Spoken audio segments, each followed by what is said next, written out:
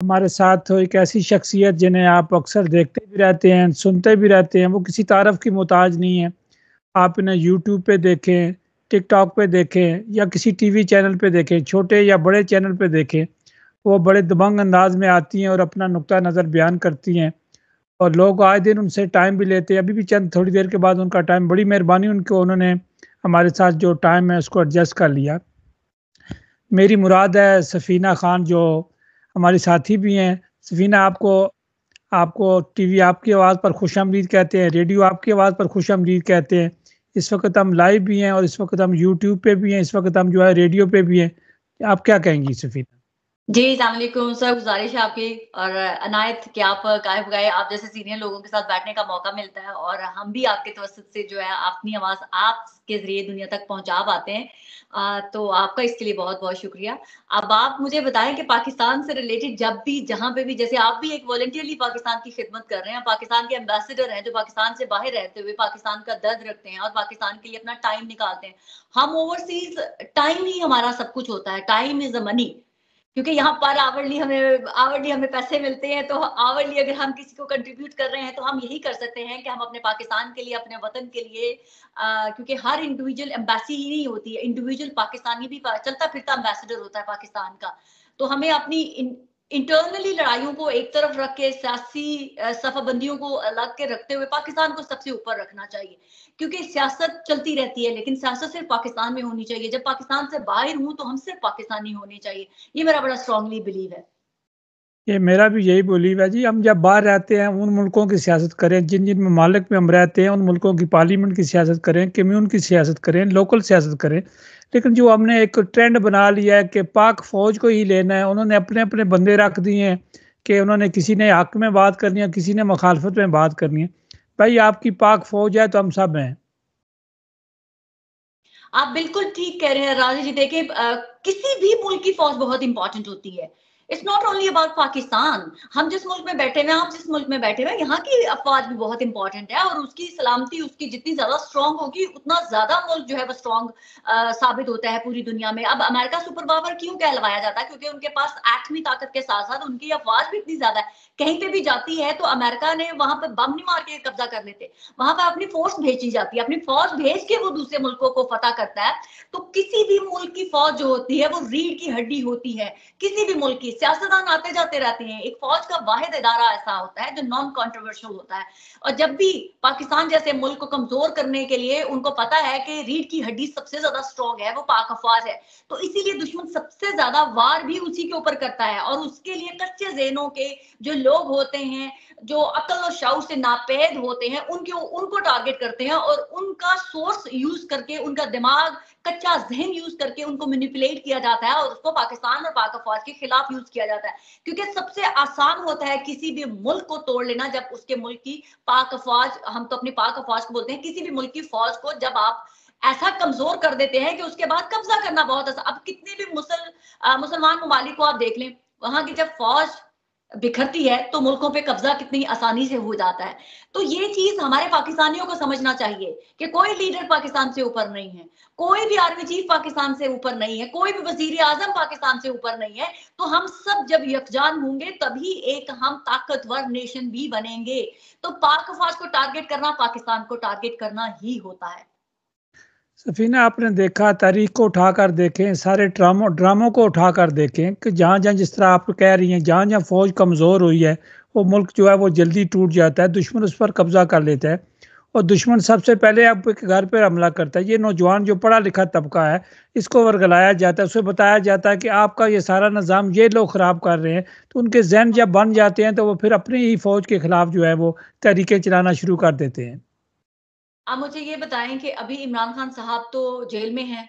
चलें जी, इस वक्त पाकिस्तान की बात कर लेते हैं। जो सबसे पॉपुलर लीडर है, दी मोस्ट वो पॉपुलर आपके लीडर तो जो है, बड़े फेवरेट हैं जी।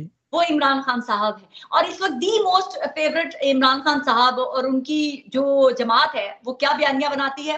पाकिस्तान भी हमारा, पाकिस्तान की फौज भी हमारी। तो फिर ये चंद लौंडे लपाड़ों की बात मुझे और आपको क्यों सुननी है? आप मुझे ये बता दें। उनका तो नैरेटिव इतनी जल्दी किल करने की जरूरत है और इतनी जल्दी ऐसे विद इन अ सेकंड किल हो जाता है कि आपके लीडर ने कहा है कि पाक फौज के खिलाफ बोलो, और अगर नहीं कहा तो आप लोग कौन होते हैं अपनी 1.5 इंच की मस्जिद लेके फिरने वाले? और कौन लोग हैं जो आप लोगों को इंस्टिगेट करते हैं, फैसिलिटेट करते हैं? कौन ऐसे लोग हैं जो आप जैसे चंद नामालूम आईडीज को प्रमोट करते हैं?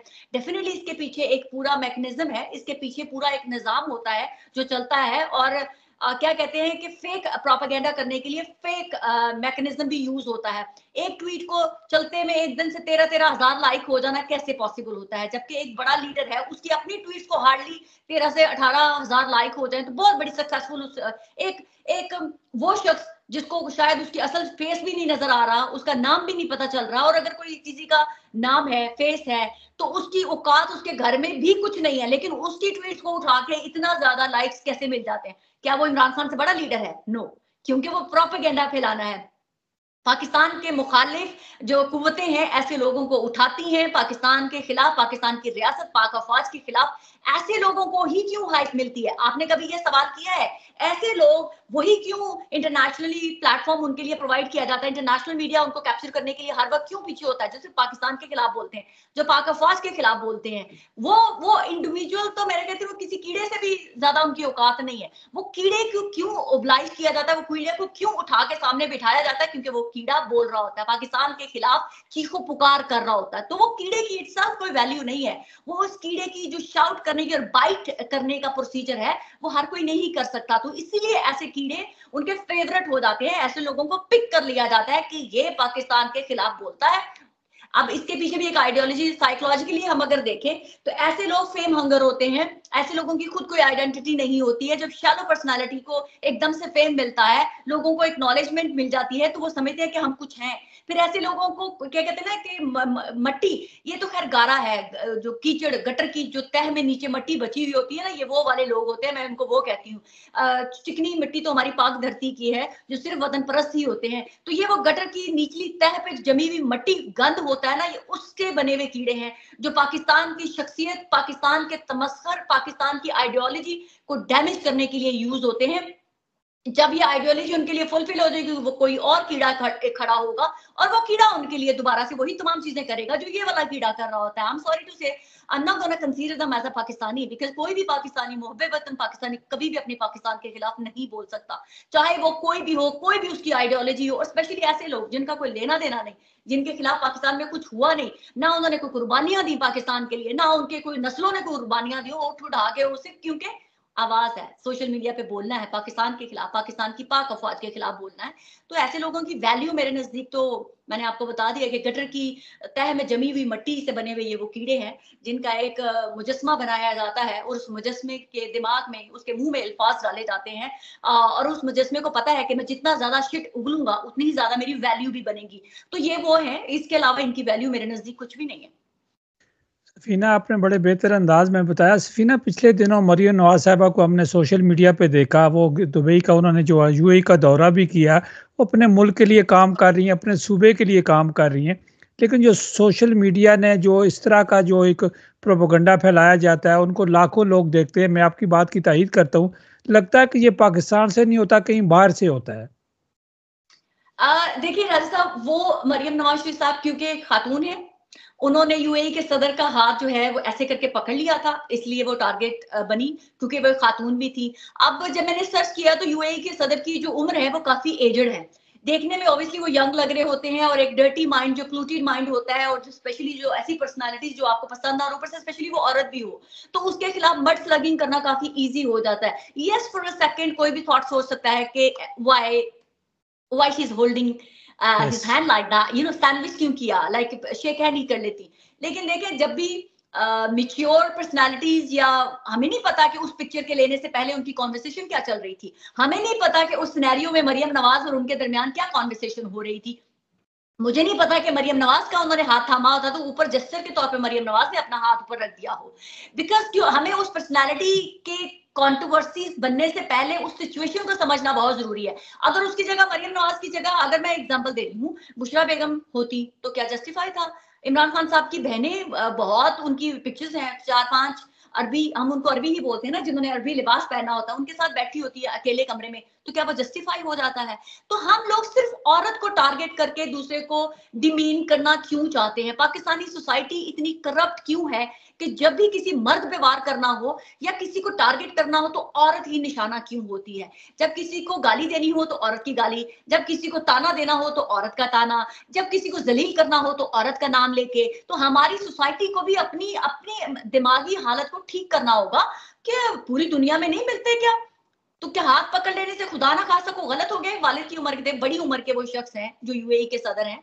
हमें, मैंने कहा ना कि बेनिफिट ऑफ डाउट देना चाहिए। ठीक है, एक सेकंड के लिए लगा कि क्यों होल्ड कर लिया हैंड, पर मुझे नहीं पता कि वो किसने पहले हाथ पकड़ा, क्योंकि वो कैप्चर हो गया, क्योंकि वीडियो तो है नहीं उस विजुअल्स की, सिर्फ पिक्चर है। तो वो पिक्चर से अपने मुताबिक मड स्लगिंग करने की कोशिश की गई। फिर मड स्लगिंग के बाद फिर पूरी पीटीआई फिर सॉरी भी करती हुई नजर आई आपको। आपने देखा फिर एक से बढ़कर एक सियासतदान जो तहरीक इंसाफ के हैं, माफी तलाफी के, यूएई के, मतलब यही कहना रह गया था कि वो हमारे अब्बा जी हैं। बाकी तो सब कुछ उन्होंने कह दिया कि हमारे तो बड़े अच्छे ताल्लुकात हैं, हम तो इमरान खान साहब बड़े अच्छी निगाह से जानते हैं, ब्ला ब्ला ब्ला। तो ये मेरा कहने का मकसद है, ये अल्टर यूज होता है फिल्थ को फैलाने का, दूसरे को मलाइन करने का, मड स्लगिंग करने का, और बाद में सॉरी करके पतली गली से निकलने का।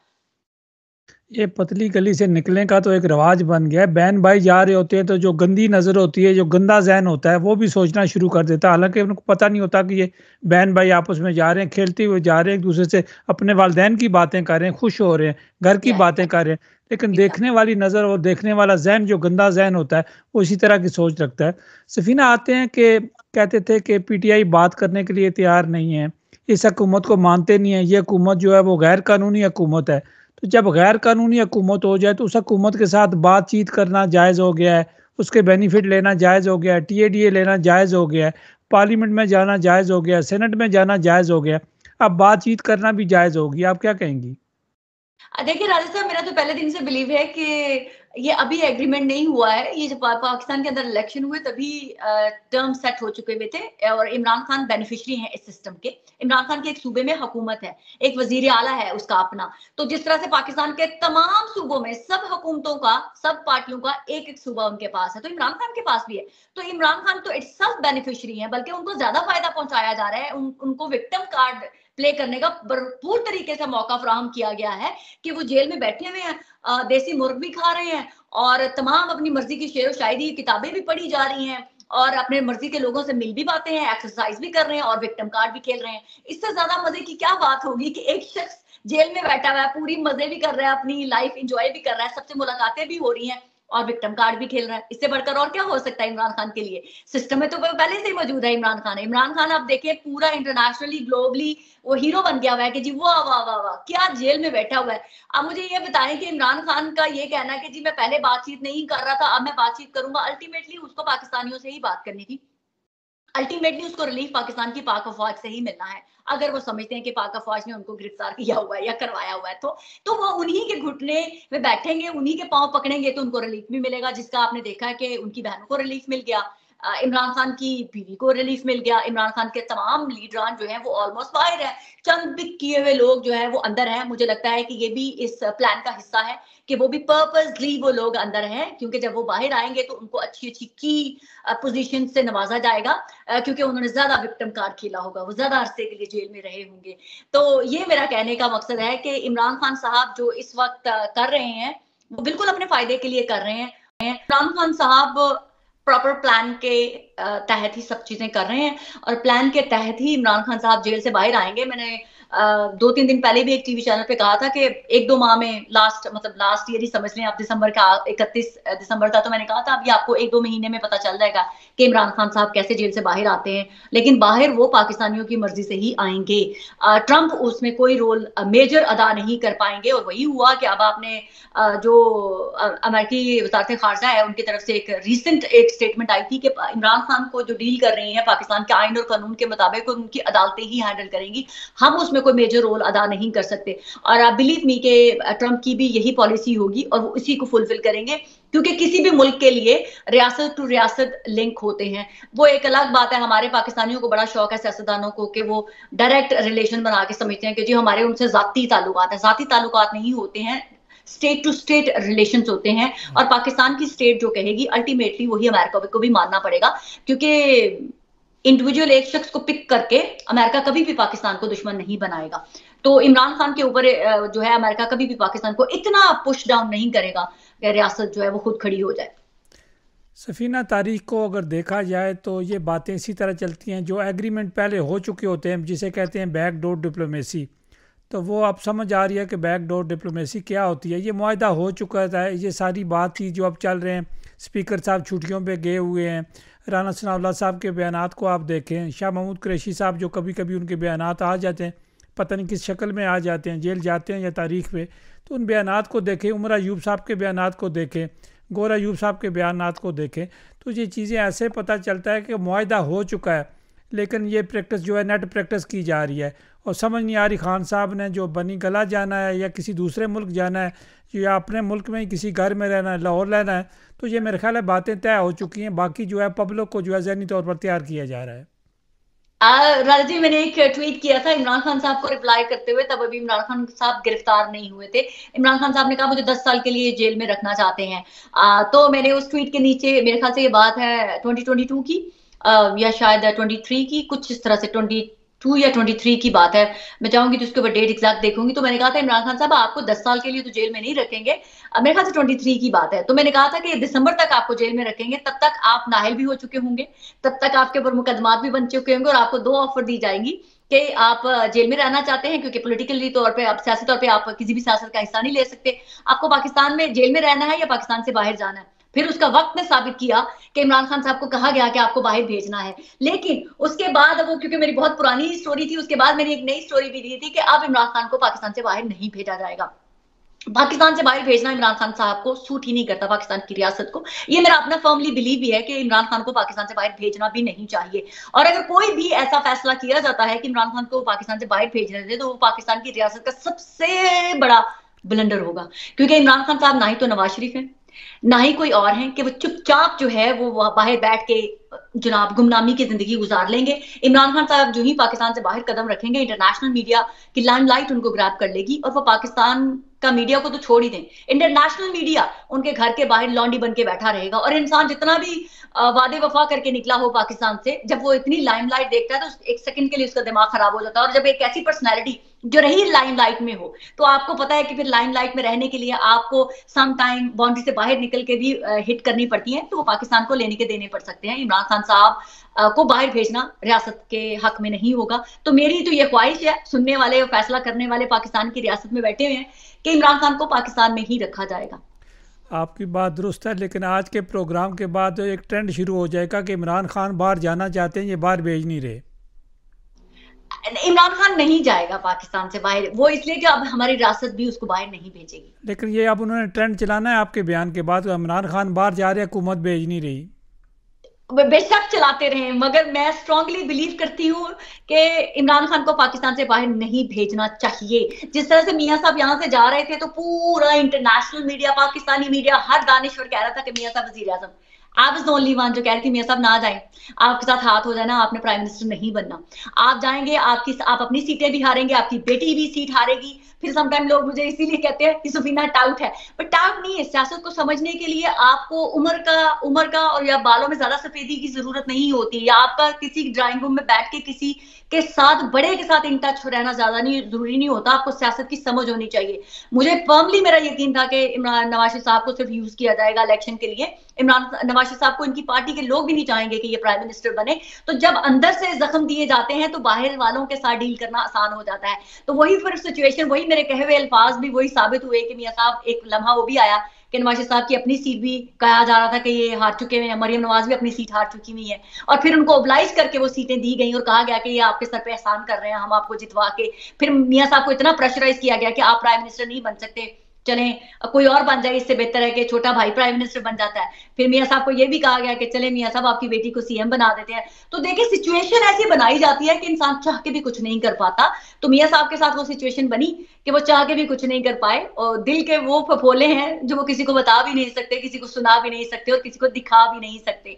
तो इसीलिए मैं उस अपनी जो मेरे थोड़ी सी अकल है उसको मद्देनजर रखते हुए मैं कह रही हूँ कि इमरान खान को पाकिस्तान से भेजना रियासत पाकिस्तान के लिए अच्छा साबित नहीं होगा। आजकल बिलावल जो है वो बड़े खामोश हैं, सदर मुमलिकत जो है वो बड़े खामोश हैं। पीपल्स पार्टी की चंद ख्वातीन बयान देती हैं या एक आध लीडर बयान देता है कि अगर हम जो है वो बाहर निकल जाएं तो हुकूमत टूट जाएगी। तो क्या आज के दौर में पीटीआई वाले बाहर निकलना नहीं चाह रहे हुकूमत पार्लियामेंट से, तो ये पीपल्स पार्टी निकल जाएगी? नहीं नहीं राजा जी, वो क्या हो रहा है कि पीपल्स पार्टी अपने लिए राह हमवार कर रही है, क्योंकि ये भी मैंने एक व्लॉग किया था, फार्मूला तय आ गया इलेक्शन से पहले। तो वो उस फार्मूले के तहत है कि बजाय से कि जब फार्मूला तय करने का टाइम आ जाए उस वक्त पीपल्स पार्टी वाले एकदम से लड़ाई झगड़ा शुरू कर दें तो वो बहुत फेक लगेगा। तो इसीलिए वो अभी 1 साल हुआ है इस हुकूमत को कंप्लीट हुए हुए, तो वो पहले ही चाहते हैं कि हम थोड़ा थोड़ा टुक टुक टुक टुक करते रहें कि जब हमारी बारी आए तो हम के देखा, हम तो पहले दिन से कह रहे थे कि हम नहीं चाहते थे इस हुकूमत के साथ चलना। तो वो ऑर्गेनिक तरीके से इंप्रेशन देना चाहते हैं कि हमारी कोई पॉलिसी सेट नहीं हुई थी कि आधी हुकूमत तुम्हारी आधी हुकूमत हमारी। और जिस वक्त वो ऑब्वियसली शहबाज शरीफ साहब भी इस चीज पे एग्री होंगे कि आधी आधी करनी है हमने, लेकिन जब कोई इंसान हुकूमत में आ जाता है, जब बड़ी कुर्सी पे बैठ जाता है, तो किसका दिल चाहता है कि वो जाए? अब शहबाज शरीफ साहब हुकूमत में बैठ चुके हुए हैं इक़्तिदार की कुर्सी पे, अब उनका दिल तो नहीं चाहेगा कि मैं आधा करूं, वो तो चाहेंगे कि मैं पूरी 5 साल की कंप्लीट करूं। तो वो ये दुआ करते होंगे अल्लाह ऐसा मौका ही ना लाना कि मुझे आधा हिस्सा किसी को शेयर करना पड़े। और बिलावल भुट्टो साहब जो है और जरदारी साहब डेफिनेटली वो चाहते होंगे कि मैं क्यों अपने बेटे को आधे हिस्से में जाके दूं, मैं पहले ही क्यों ना उचक लूं ये हुकूमत इनसे। तो ये चल रहा है पॉलिटिकली। देखें, ये बाय फोर्स जो ऐसी ऑपोजिशन जैसे आग और पानी मिलाप नहीं हो सकता। अगर पानी है तो आग नहीं होगी, और अगर आग है तो फिर पानी नहीं होगा। मतलब दोनों चीजें एक दूसरे को खत्म कर देंगी। इसी तरह से नून लीग और पीपल्स पार्टी का इत्तेहाद भी है, ये दोनों साथ चल नहीं सकते, मजबूरी से अलग अलग है। उनको पता है कि हम दोनों का टकराव होता है, हम जनते हैं तो एक चीज को खत्म होना है, ठीक है? तो आग जो है वो खत्म हो जाएगी और पानी भी है वो बह जाएगा। तो पीपल्स पार्टी को अल्टीमेटली मजबूरी के तहत, या नून लीग अल्टीमेटली मजबूरी के तहत, जमहूरियत के तहत जो है ये इकट्ठे बैठे हुए हैं। ये कोई भी दिल से नहीं चाहता कि हम इनको सामने फलते फूलते हुए देखें, सस्टेन करता हुआ देखें। तो ये बस वही मिमिक्स हैं इनके, इससे ज्यादा कुछ मत समझें आप। सफीना, जब ये सारी जिस तरह आप एनालाइज कर रही हैं, सारी बातें आप खुलकर बता भी रही हैं, इसलिए हमको कहते हैं कि आप वोकल पर्सन हैं।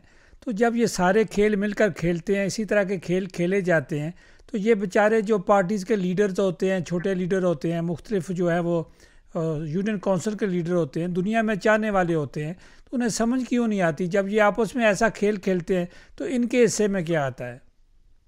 राजा साहब, उनको समझ कब होती है? बेबस होते हैं, बेकार होते हैं, लावारिस होते हैं, बेनाम होते हैं, गुमनाम होते हैं। उनको पता है कि पॉलिटिकल पार्टीज की वजह से ही हमारा नाम है, और हम वो ना चाहते हुए भी उन लोगों को इन लोगों के साथ रहना पड़ता है। इसीलिए तो पाकिस्तान की जमहूरियत में मुझे उस कदर बिलीव नहीं है। आप यहाँ का काउंसलर है, अब यूके का एक काउंसलर बड़ी वैल्यू रखता है, वो इंडिविजुअली अपनी कॉन्स्टिट्यूंसी के लिए काम करता है, वो लोगों की बात करता है, उसको वो बार बार इलेक्ट किया जाता है। अब जब हमारे लंदन के मेयर हैं, उन्होंने तुंद के टैक्स लगाए हुए हैं, लेकिन वो फायदा दे रहा है स्टेट को, बार बार वो इलेक्ट हो रहा है, बार बार वो आ रहा है। अभी सर का खिताब भी दिया गया है हमारे जो मेयर साहब हैं लंदन के। तो वो मेरा ये कहने, सादिक खान जो है, तो ये कहने का मकसद है पाकिस्तान में इंडिविजुअल जो है रियासत अभी इतनी स्ट्रांग नहीं हुई है कि ये जो छोटे छोटे पिलर्स हैं वो अपनी इंडिविजुअल आइडेंटिटी की बेस के ऊपर पाकिस्तानियों के लिए कुछ कर सके। अभी तक ये पाकिस्तानियों के अंदर ओवरशैडो हो रहे हैं जो हमारे सो कॉल्ड पुराने जो है सियासतदान हैं, क्योंकि पार्टियां उन्हीं के नाम से आगे चल रही हैं, तो वो चाह के भी जो है वो बगावत नहीं कर सकते। और अगर बागी भी होते हैं तो फिर वो गुमनामी में चले जाते हैं, क्योंकि अल्टीमेटली वो भी देखते हैं कि फिर रियासत उन्हीं लोगों को सपोर्ट करती है, वापस उन्हीं बूढ़े बुजुर्ग सियासतदानों को ही सपोर्ट करती है जो जिनको हम चैलेंज करना चाहते हैं। लेकिन आप ये आने वाले दिनों में देखेंगे ये बूढ़े सियासतदान आहिस्ता आहिस्ता फेड होते जाएंगे। पाकिस्तान की रियासत जो है वो असल इंडिविजुअल पिलर्स के ऊपर ही खड़ी होगी, और उसी की तरफ फोकस किया जाएगा कि आप अपने अपने एरियाज में पाकिस्तानियों को फायदा पहुंचाएं, पाकिस्तानी अवाम को खुशहाल करें। और प्राइम मिनिस्टर कोई भी आए, कोई भी बने, वो तो रियासत के साथ एक होता है जो सिंबॉलिक होता है, लेकिन पाकिस्तान की बाकी इदारों के साथ, पाकिस्तान की रियासत के साथ मिलकर चलेगा तो पाकिस्तान की फलाह बबूद, पाकिस्तान की अवाम के लिए काम होगा। तो वो मुझे दिन ज्यादा दूर नजर नहीं आ रहा, 5 to 10 ईयर्स लग सकते हैं, इससे ज्यादा लंबा पीरियड नहीं है। हम इंशाल्लाह, अल्लाह ताला ने हमें जिंदगी दी तो हम अपनी इसी हयात, इसी जिंदगी में देखेंगे पाकिस्तान बदल रहा है, और पाकिस्तान की उस बदलने में, इस बदलाव में पाकिस्तान के रियासत और पाकिस्तान के ताकतवर इदारों का बहुत बड़ा हाथ होगा। ये मत सोचिएगा कि हमारे सियासतदान माशाल्लाह इतने अच्छे हो गए हैं, क्योंकि देखिए जब ये ऊपर से ओवर पावर होती हुई पर्सनैलिटीज जब साइड पे हो जाएंगी, एक तो अल्लाह की तरफ से भी, अब आप देखें पाकिस्तान के तमाम जितने भी सीनियर सियासतदान हैं एज वाइज भी वो फेड हो रहे हैं। कुछ वो क्या कहते हैं कि अल्लाह ताला की तरफ से ब्लेसिंग हो रही है कि पाकिस्तान के ऊपर अब जो पुराने सियासतदान थे वो अपनी एज के उस हिस्से में पहुंच रहे हैं जहां आपको पता है मुझे और आपको सबको एक दिन वापस जाना है, अल्लाह ने जिंदगी दी हुई है, एक दिन ये जिंदगी खत्म होनी है। कितने साल है, 5 साल 10 साल, तो इससे ज्यादा टाइम अब आपको नहीं है। एक नेचुरली भी मैं कह रही हूँ, और शायद ये कहते हैं ना जब कोई अच्छे काम होने होते हैं तो उस तरफ खुद ही आपको नेचर ले जाती है। तो यही है 5 to 10 ईयर्स, उसके बाद आप देखेंगे पाकिस्तान इस तमाम स्ट्रॉन्ग होल्ड स्टेक होल्डर्स जो है इनसे जान छूट चुकी होगी पाकिस्तानियों की। कोई भी इंडिविजुअल प्राइम मिनिस्टर आएगा वो 5 साल सर्व किया करेगा और फिर कोई नया चेहरा आया करेगा, तो पाकिस्तान के अंदर जो कल्ट फॉलोइंग है वो खत्म हो जाएगी इंशाल्लाह। सफीना, आपने देखा कि आर्मी में जर्नैल तब्दील होते रहते हैं, कर्नल साहब जो है वो रिटायर हो जाते हैं, बिफोर टाइम हो जाते हैं, या मेजर साहब सुपर सीट हो जाते हैं, या जर्नैल सुपर सीट हो जाते हैं, ब्रिगेडियर सुपर सीट हो जाते हैं। ये सियासतदान क्यों नहीं सुपर सीट होते? यही तो ऑब्जेक्शन है कि ये कौन सी जमहूरियत है जो किसी इंडिविजुअल आइडेंटिटी की वजह से खतरे में पड़ जाती है। मेरी ये कभी समझ से बाहर है कि जमहूरियत बंदे का नाम नहीं है। जमहूरियत क्या, जमहूरियत नवाज शरीफ है, जमहूरियत इमरान खान है, जमहूरियत भुट्टो है। आई मीन ये क्या है जमहूरियत? या तो आप लिख देंगे जमहूरियत नवाज शरीफ, जमहूरियत इमरान खान, जमहूरियत इमरान खान, नवाज शरीफ, भुट्टो, बिलावल, मरियम, या कोई सो ऑन, ये लोग हैं। ये जमहूरियत इन लोगों का नाम नहीं है। देखिए पावर आई भी हो ना तो कौन छोड़ता है, कौन जालिम जो है वो छोड़ना चाहता है। आजकल तो बड़े बड़े सियासतदान जो पहले हमारे बिजनेसमैन थे, अब देखिए पावर की शिफ्ट कैसे होती है। पहले था आपको मतलब पावर मीन जो है रियासत को खाना। एग्जैक्टली अब देखिए पहले सियासत हर बंदा सोचता था कि यार सियासतदान बन जाओ, जो पैसा आया हमारे पास सियासतदान बन जाओ तो फिर जनाब हमारी पांचों घी में। वो ट्रेंड चेंज हुआ, फिर लोगों ने कहा नहीं नहीं नहीं, सियासतदान बनना नहीं, मीडिया हाउस बनाओ। मीडिया हाउस हमारा अपना हो जाएगा तो सारे सियासतदान भी काबू में आ जाएंगे, सारी बड़ी ताकतें भी हमारे नीचे जो है वो हेड गो कर लेंगी। अभी तक वही है सेकंड पार्ट वाला, मीडिया हाउसेस बनाने का जो है ये सबसे पावरफुल एंड स्ट्रॉन्ग बना हुआ है पाकिस्तान के अंदर। ये ट्रेंड चल रहा है कि मीडिया हाउस बनाओ और सबको कैप्चर कर लो, सबकी माँ बहन एक कर दो, सारे डरेंगे लोग आपसे। तो ये ट्रेंड है आजकल पाकिस्तान के अंदर। तो शिफ्ट आ रहा है और एक दिन ये भी आएगा कि मीडिया हाउस भी लोग कहेंगे दफा करो, ये भी नुकसान का ही घाटा है, हमें नहीं करना। तो ये आती रहती है पाकिस्तान को अभी बने हुए। वो तो आपकी बात साबित हो गई है सफीना। इंग्लैंड में जो है वो समा जो है बंद हो गया, कई चैनल बंद हो गए, बड़ी बिल्डिंग के जिनके लाखों के अखराजात थे। आने वाले पता नहीं ये कारोबारी हजरात क्या करेंगे। Thank you very much. तो कोई भी मेरे ख्याल से अब जियो के अलावा कोई भी टीवी चैनल लंदन में एग्जिस्ट नहीं करता।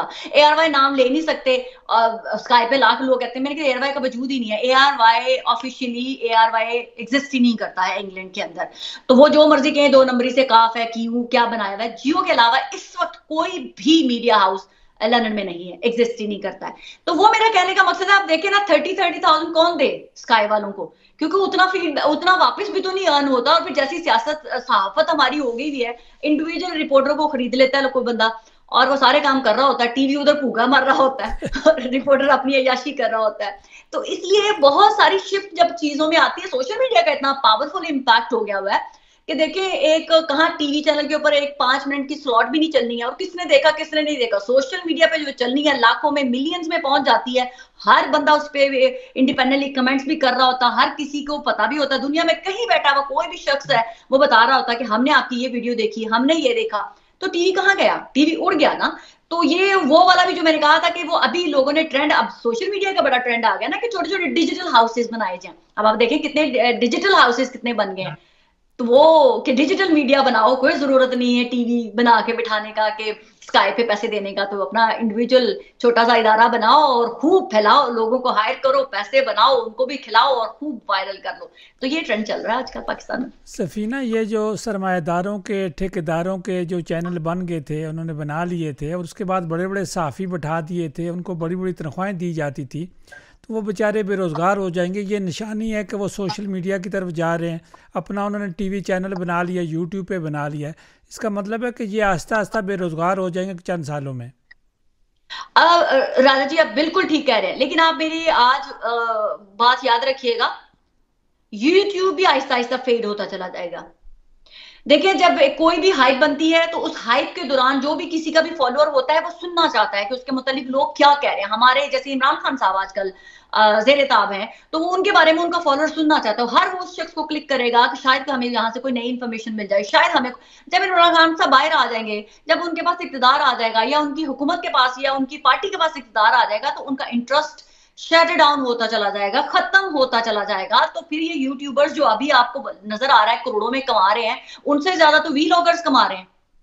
जो अपनी माओ बहनों बेटियों को दिखाते हैं। अभी देखें ना, वल्गैरिटी पाकिस्तान के अंदर इस कदर वो फैल चुकी हुई है कि अपनी माओ बहनों, अपनी बीवियों को दिखा के जो है वो पैसे कमाए जाते हैं। शादी हुई है, शादी दिखाते बीवी के मुंह दिखाई ऑडियंस को दिखाई जाती है। बीवी बेचारी दिखाना नहीं चाहती, जबरदस्ती फोर्सफुली उसका मुंह से, मैंने एक वीडियो देखी, पता नहीं बेचारा क्या मैं क्या हूँ, टाइम वेस्ट होता है ऐसे लोगों को देखना। मैंने सोशल मीडिया के ऊपर, ट्विटर के ऊपर एक देखा, अपनी बीवी को फोर्सफुली मुंह हटा रहा है हाथ से, कि अपना बीवी को कह रहा है कि अपना मुंह दिखाओ, और वो कह रहा है अपनी बीवी का पूरा एवटार दिखा रहा है, कपड़े घुमा के उसको दिखा रहा है कि कैसी लगी मेरी बीवी। I mean what the hell is that?